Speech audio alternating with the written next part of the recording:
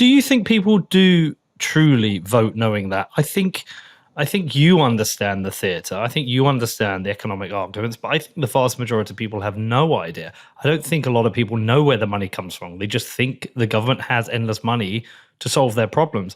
I think this is one of the issues now, is that I think the majority of voters don't understand, and they think voting for an alternative party is going to change things.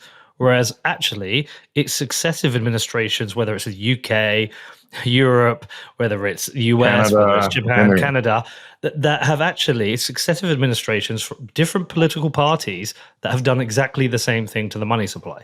They have to. I would argue they have. That's not my question. But that takes us down a whole nother rabbit hole. The banks have. The banks well, yeah, it's happened under their watch. I mean, my question's still the same though, Jeff. You think we knowingly vote for this, but do you think enough people actually are voting knowing what's really happening? I think people are starting to look outside what's happening. I think Bitcoin and what we're doing Bitcoin is part of that kind of early knowledge sharing. And once you see it, you can't unsee it. Now, and that is building. Now, how early we are on Bitcoin. This is something that's very, and we're talking about this future playing out. So I understand all of these concerns about and how it's looked for the last 5,000 years and how would this look different. I totally get that, but the how early we are on this is I think driving this, because most people are carrying their baggage from the existing system, that it's everything they know, and the smarter you are at that existing system, the more ingrained you are, even if you hate it, even if all the things that you don't like about it, that you're concentrating more power in government all the time, the more that you know that, the likely more you are, it's harder to see what the imposition of these rules creates for new rules, how the emergent complex behavior of society emerges on top of a different set of rules that slowly transitions. And I think what we're seeing is just the early bridge to the other side. And depending on what view of the world you're living through, if you're living through the fiat lens and all of these things are happening, and we have $400 trillion of debt in the world that's insolvent. It's completely insolvent. So the only way to pay that back is financial repression. Or velocity. Yeah, but financial repression, but the economy. We talk about technology all the time. Look at what's happening with artificial intelligence. It's more deflationary. So what's giving rise to the debt and the debt that's not able to repay is you're going to have to grow economies faster than that, and that is a deflationary impact. So what's happening is you're adding monetary supply to pretend that can be repaid, and it can't. It's financial repression. The only way to financial repress people is to control the narratives of communications and lock them into a burning building. And so the confusion right now all around the world, and where you're going with CBDCs, where you're going with different political parties saying this and dividing people, is out of the exact same thing. It has to get worse. And if you're measuring the world from that fiat lens, it will get worse. Now, but look, fiat lens has nothing to do with, in 2020, we have a global pandemic and people want stimmy checks.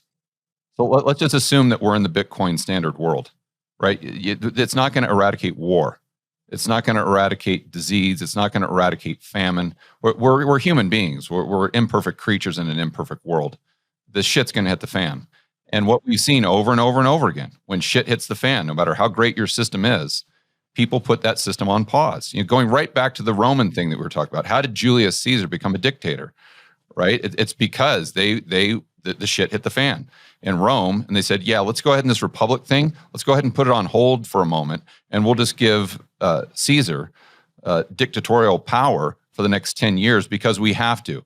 And it's you look at World War I, World War II, the Civil War with the Legal Tender Act of 1862.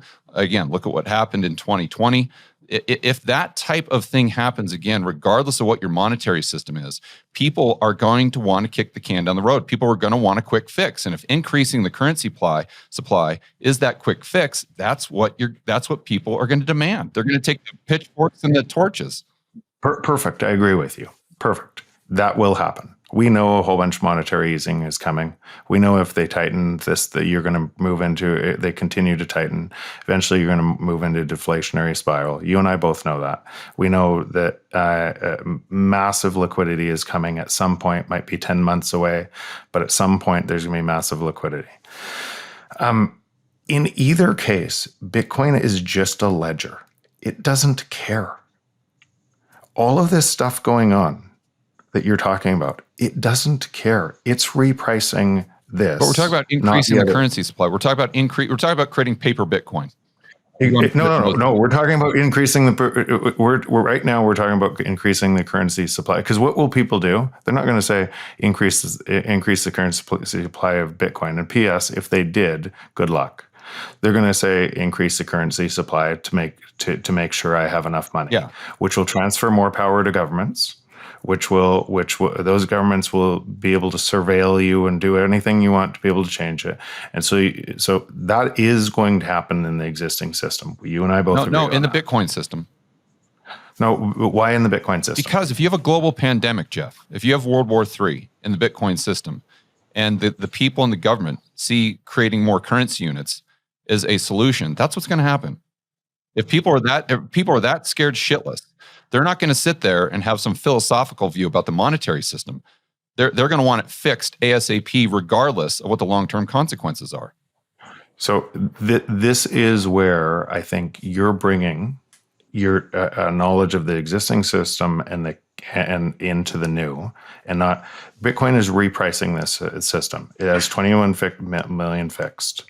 It doesn't matter what this system does. If you're measuring the world from it and all of this stuff that's going to happen in the existing system, you're right. Bitcoin is fixed. If you're arguing that one day, because what would happen on the Bitcoin system? What would happen in the Bitcoin system is government would have to get smaller. Why? It would have to. Why? Because people didn't vote that way, Jeff. The government would not have to get smaller. They just back to Bitcoin. It's just Bitcoin's that El Salvador's government just got smaller. But they didn't have to. That's because the people voted that way. And this goes back to, people always ask me, George, what's the solution? What's the solution? If Bitcoin's not the solution, what is it? Unfortunately, the only solution we have is convincing people that small government is the way you have to vote. And if you vote for big government, regardless of the monetary system, you're going to get inflation.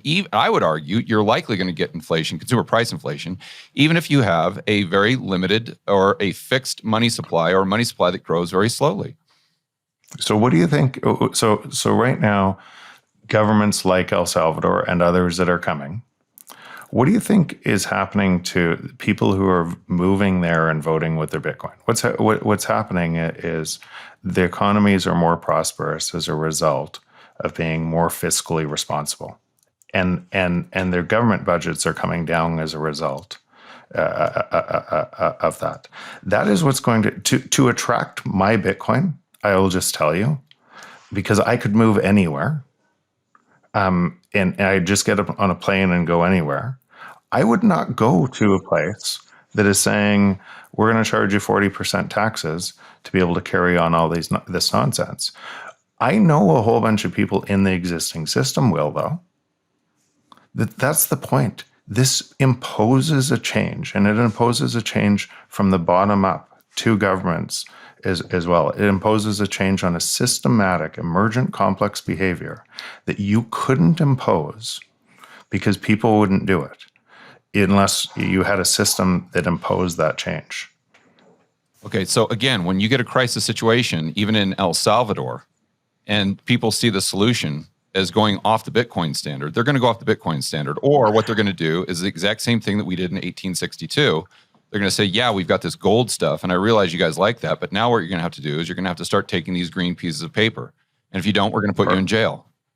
Perfect. And when they did, if they did, a whole bunch of people would say, okay, I'm out of El Salvador now. I'm going to somewhere who treats me and my money. But Jeff, let's be honest. Are you married? I am. Okay. Do you have kids? Yes. How old are your kids? 19, 17, 15.